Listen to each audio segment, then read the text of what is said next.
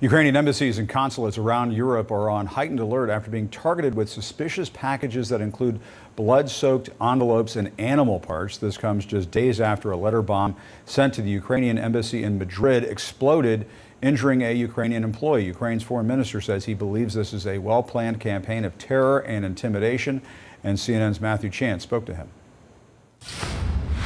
Well, it started with an explosion at the embassy of Ukraine in Spain.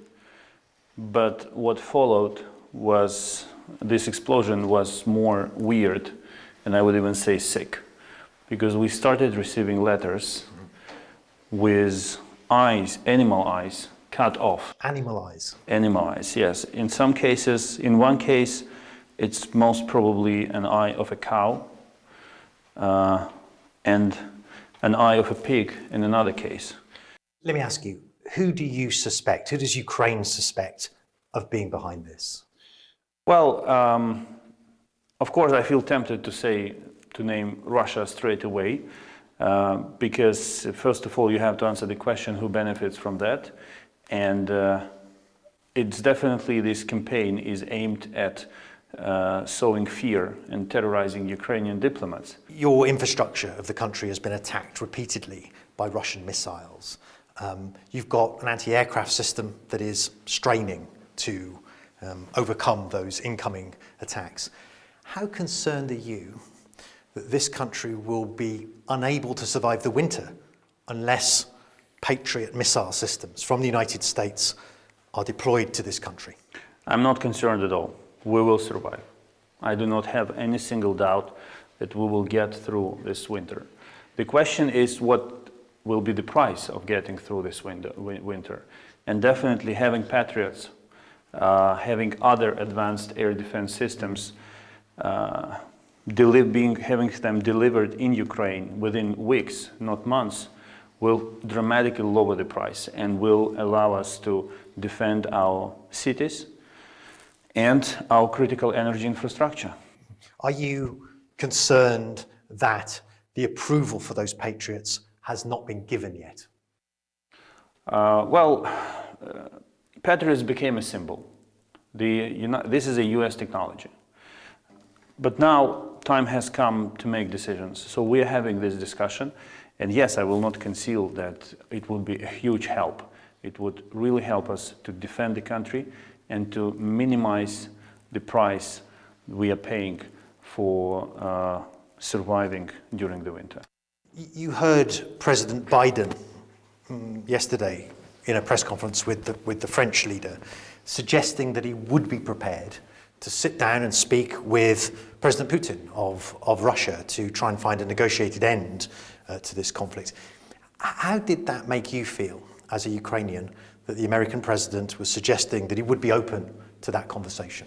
Well, I think you missed one point from President Biden's remark, because he said that this can only happen if Putin is ready to withdraw from Ukraine. And this is a very important detail, because if any leader of the world is ready just to sit down with Putin and talk behind our back, that is a problem.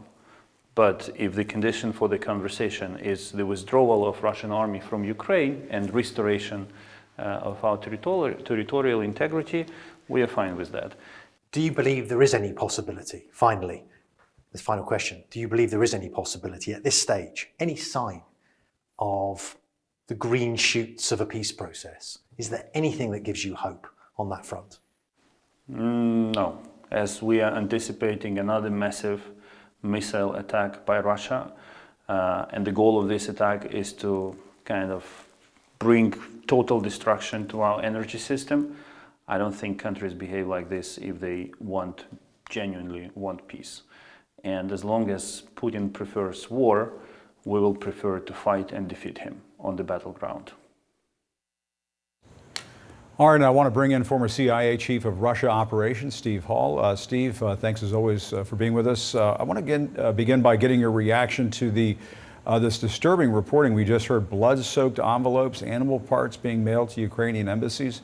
What do you make of that?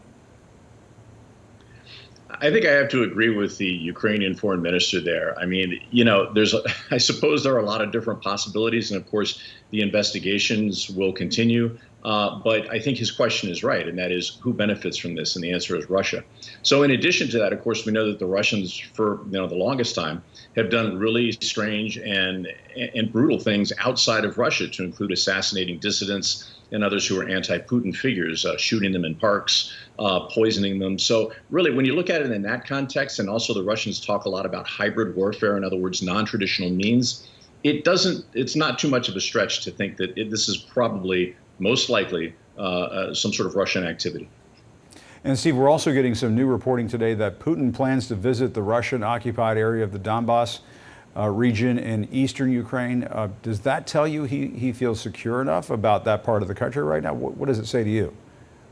No, I don't think it's an indication of his security. I think what it's an indication is his really strong desire to show Russians that, yes, this remains, part of Russia. Remember, he claims to have annexed that part of Ukraine into Russia, but he doesn't really control all parts of it. And many Russians know that or have questions about that.